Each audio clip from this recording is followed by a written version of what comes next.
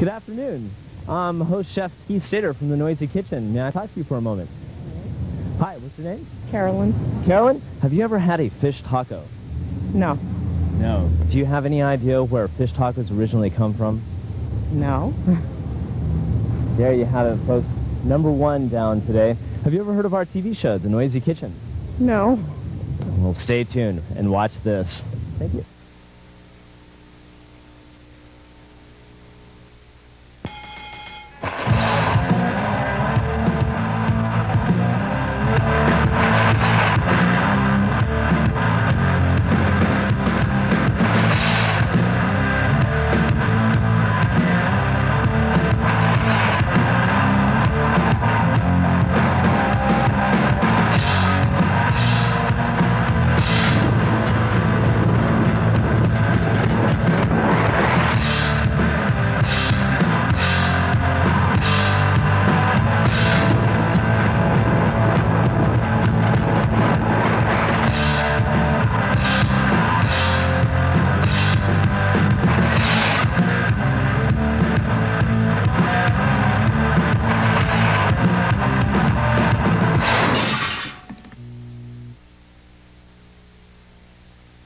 You know, up until about an hour ago, this was a cinder block I used for keeping my bass drum from sliding.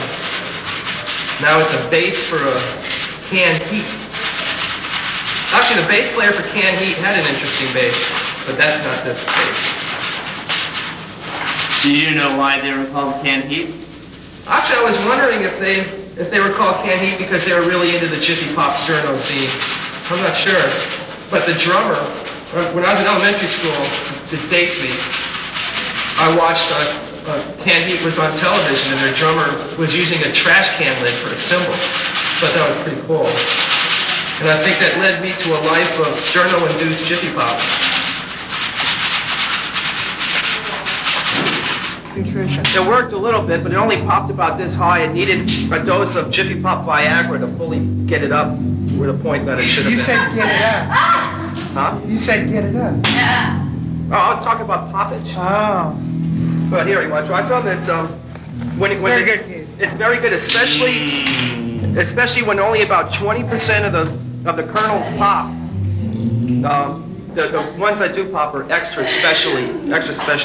But keep in mind, folks, that if you get the regular popcorn, it doesn't work. The butter flavor you can burn and it'll still taste good. That's right. It's a special canned heat butter. And actually, what's really good is it works as a good mousse styling gel for your hair. Special Jiffy Pop butter. Kids, don't try this at home. As you can see, Bill needs it. Thanks for being.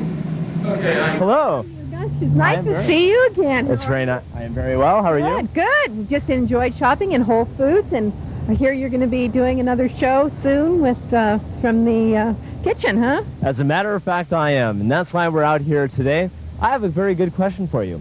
Have you yourself ever had a fish taco? Yes, I have, and they are wonderful. I've eaten them in Mexico. Fantastic. How long ago is this? About 6 months. Wow, recently. Yeah. What was the secret ingredient in the fish tacos? Wonderful fresh fish. Ah, wonderful fresh fish. You've heard it there. Now, did they have a white sauce with your fish tacos? No, I think just cilantro and cheese and some wonderful fresh tomatoes, as I recall. Do you recall what kind of fish they used? No, I don't. Nice to see you again. Very nice to see you. Watch our show. We will, absolutely. Fantastic.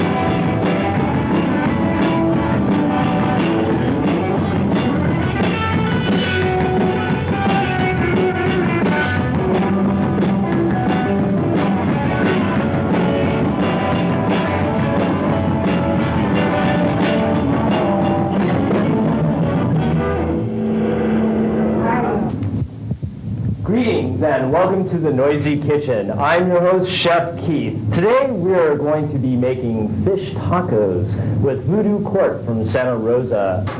Keith, it's good to be here. Excellent, that sounded great. All right, so as we know, with making fish tacos, we need to also have something else. Guacamole is a very important staple to any Californian. But I want to ask you about your guacamole. Now, what do you usually use when you're preparing guacamole? Avocados, onions, some lime, salt, pepper, cilantro, and a little bit of tomato. Excellent. So let's start talking about everything. Why don't you pick up a knife and we'll start getting some of this stuff prepared. Take out the little thing. You don't want that in your guacamole. See, I usually cut mine out. We'll see what technique We all have little different techniques here. You use yours. I do mine like that. I see, but a lot of people make the mistake of trying to use a peeler with their avocados, and that's takes all the fun out of it. And plus, you don't get your hands dirty. So I hear that we're listening to Fish Taco in the background right now. That's right. How did this song come about? Actually, I was at the beach one day and getting some ideas for tunes. Got out of the water and just kind of floated around in my head. Got home and it happened. So what are you going to put in next here in your guacamole? Let's mash this up a little bit. All right. This whisk has many different uses. Today we're going to mash up the old avocado.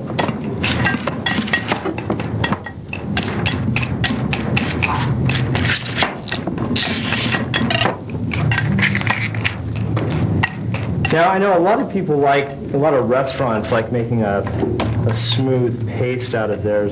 I prefer generally to have chunkier. Chunk. The chunkier, the better. It's like those tube amps versus solid state. Which, if you're a musician, you get that one. I subscribe to that. It was my old Ampeg right there. All right, so I'm going to cut out some of the onion here for you. A little diced onion? Yeah, we'll do a little diced onion. How much do you use usually? About a handful. How much? See, now that's a very important thing while you're cooking. A lot of people feel the need to very staunchly follow recipes. Now, everyone's taste buds vary greatly. You need to know when you're playing in the kitchen, when you have friends over and you're doing something like this, it's your taste buds that really count. And you put in the amount of ingredients that you feel necessary. True. And if they can't handle it, they won't come back, huh? Yeah. Well, they're not really your friends. So have you guys had fish tacos together as a band? Yeah, actually we have. Jerry got a little queasy over him, but his face floats up like a blimp. He lived. All right, so we're going to put in about a handful. That's excellent. There we go. Now let's put in a little pepper, jalapeno.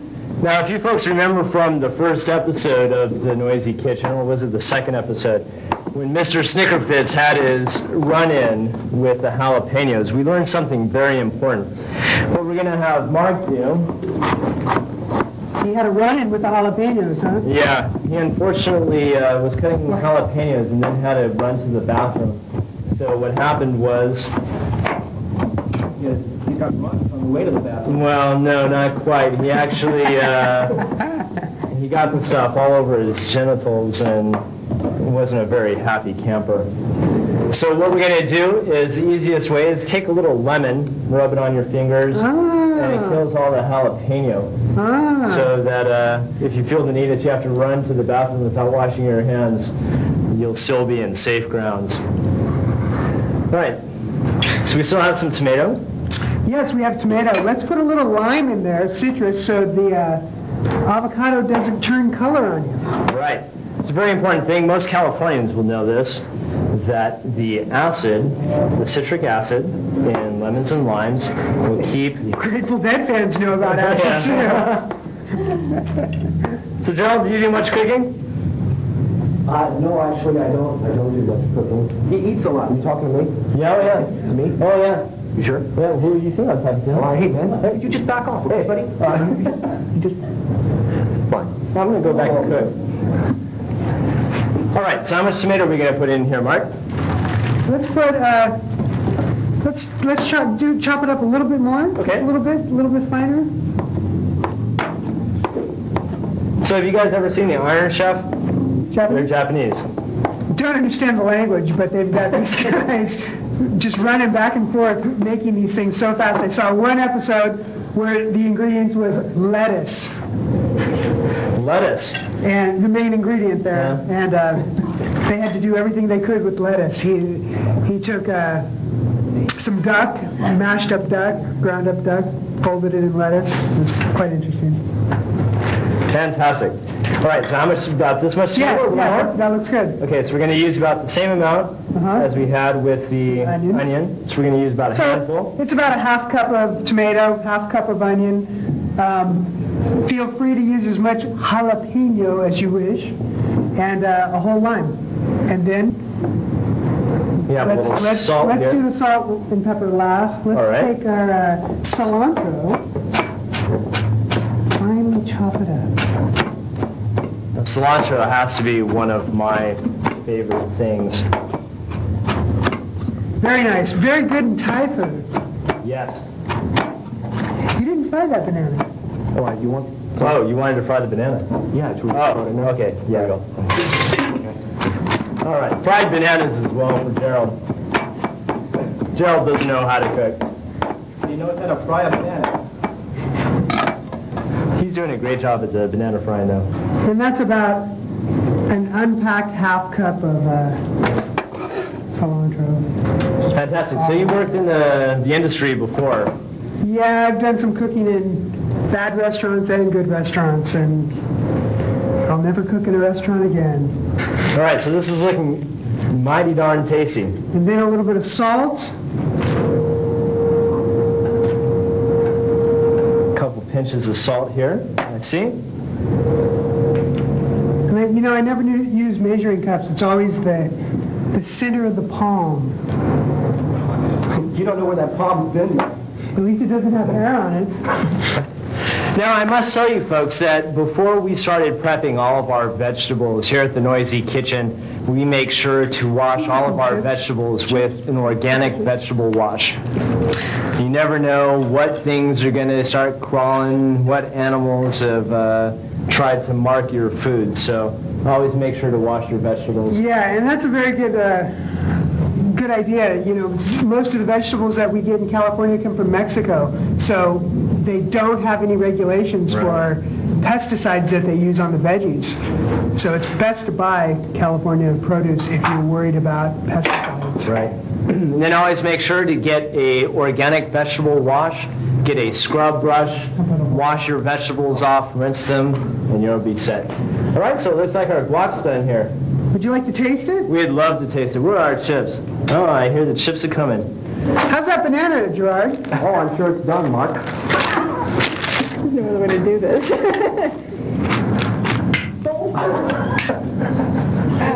Fantastic. All right, folks. So now what we're going to do is we're going to set the guacamole aside. We're going to clean up our area here a little bit. And then we're going to start working on the fish tacos. Now, I did a lot of research this week on fish tacos. Namely, I found a guy named Mike over on the East Coast who grew up in San Diego. Now, Mike has what I consider a fish taco aficionado.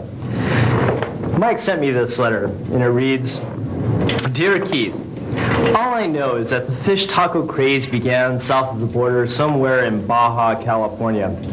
I've had people tell me that they have eaten them in Mexico over 30 years ago. I'm sure it goes back further.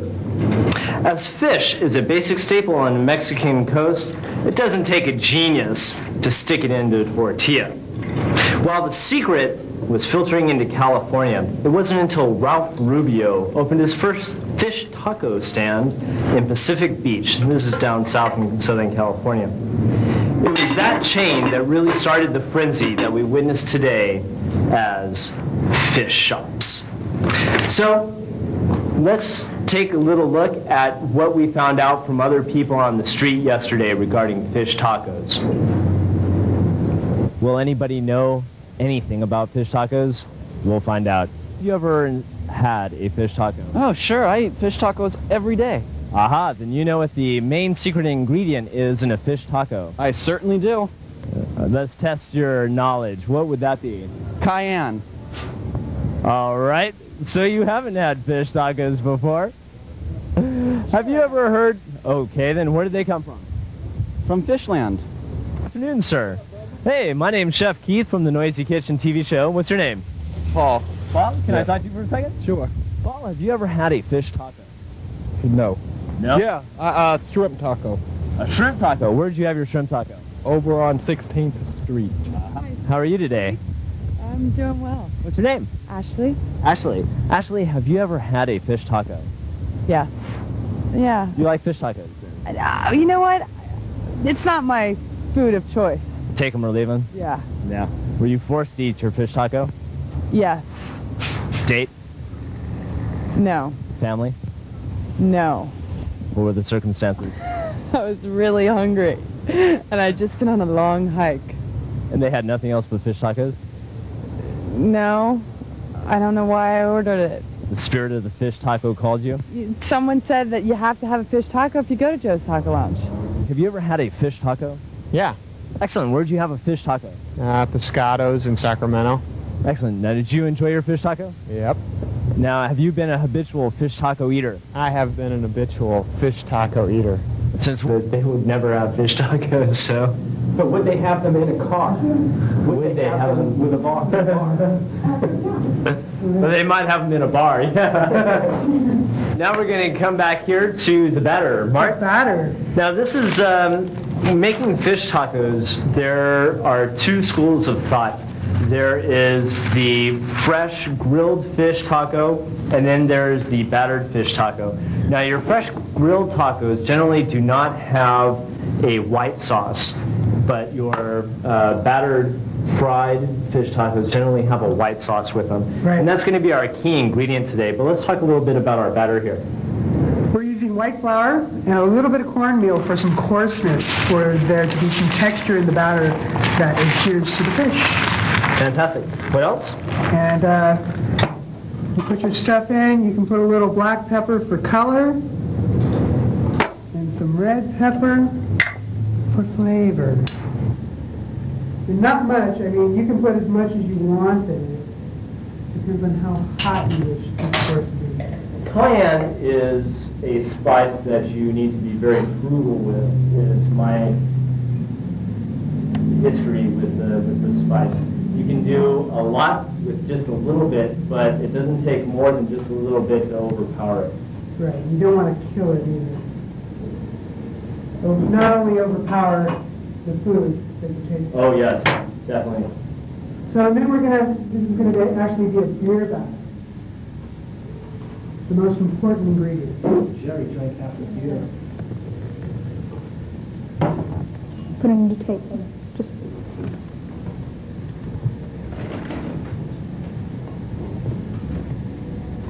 And depending on how much batter you're making, depends on how many six-packs you need to buy.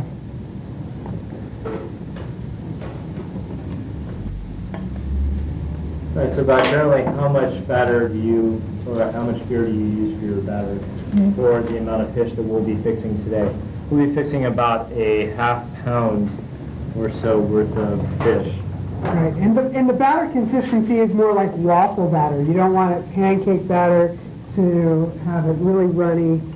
You need it kind of sticky.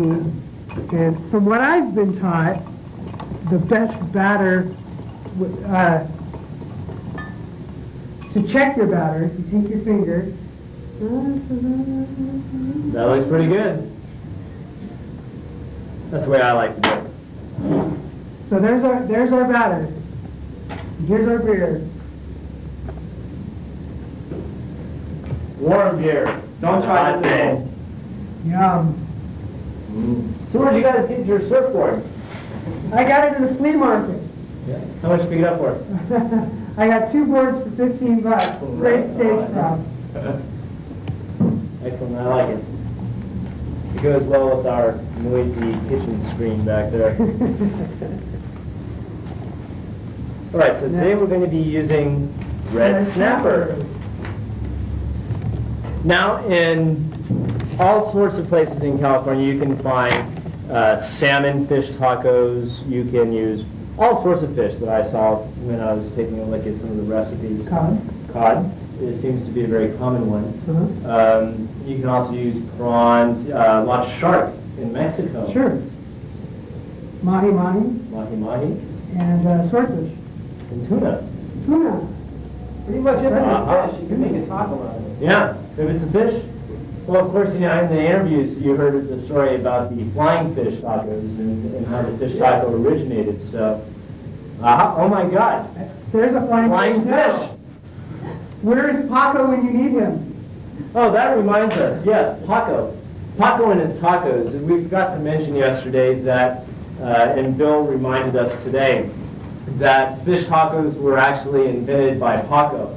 And I believe, what did you say, Bill, that when the flying fish landed on his, well, he was, as we were discussing earlier, he was sitting in his boat and it was getting late, and he wasn't quite sure if he'd make it back to shore in time that day, and all he had left to eat was this tortilla, and he was clasping it, he was holding it in his hand, and he was getting ready to take a bite when this fish flew out of the water into the tortilla, right as he was about to bite into this thing. And he goes, voila, you know, and that's when Paco invented the fish taco. Fantastic. All right, so now what are we going to do here? We're going to take the little bones out of the snapper. This is very important because all snapper has bones, and they all run down along this little ridge here, and if you do it right, you can cut into it and discard part of the meat with the bone. You don't have to use it. Fantastic.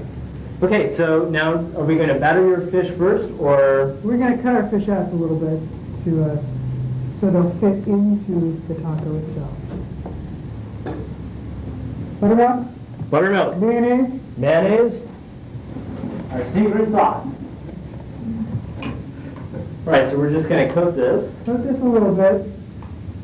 And this will be real easy, but the juice, the sauce. The sauce. So are we going to prepare our white sauce before we put No, the let's fish go in? ahead and put the fish in. Do we have Right. something to put the fish on once it's cooked? Yes, we do. And what- Take these in. Go for it. We're ready. Just put them all in at We're going to once. plop these in here. So now you use buttermilk. I've seen all sorts of different recipes calling for anything from just regular milk to sour cream to yogurt. How did you come across the buttermilk? The place I go to up in Sonoma County has their little sauce is basically the beginnings of ranch dressing with a little pepper and citrus, whether it be lime or limon.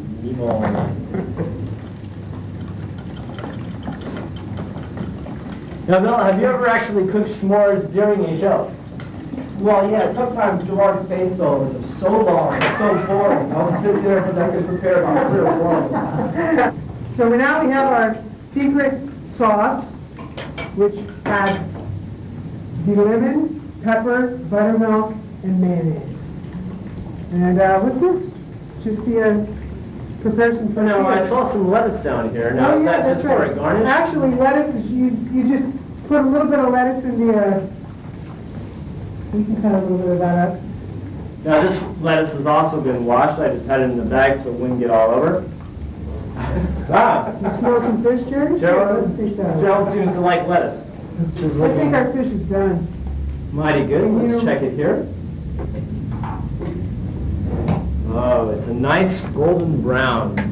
What else do we need to do, Mark? That's about it. Just get the fish happening out here, and we can take our tortillas as is, or we can cook them a little bit in the oil, however anybody wishes to have them. Well, let's do them both ways. Okay, the entertainer is actually getting excited. Okay, a little bit of This looks- cilantro, a little bit of the sauce. And you folks at home can make as much sauce as you need to for your taco. And the only thing you could add to that, if you wish, would be salsa. Fantastic. But it's all ready to go. Folks, I'm going to dig in because I know I'm hungry. Mark, thank you very much. Thanks for having We've had me. a great time with Voodoo Court today. Guys, why don't you come over? Let's see. I'm sure the Mexican community here in the Bay Area will appreciate this meal. The sauce is definitely the key ingredient, Mark. I'm going to add actually a little bit of guacamole to my taco. I noticed that you didn't add it. Just good. So as far as fish tacos a la Voodoo Court. Guys, thanks very much for appearing on the show today. Have a blast as usual. We'll see you soon. Thanks. We're checking out from the Noisy Kitchen. We're signing off. We'll see you next week. Cheers. Cheers. You ever toast a taco? It's soft. Yeah. It's not quite as good as that stuff that comes in a can, but it's almost.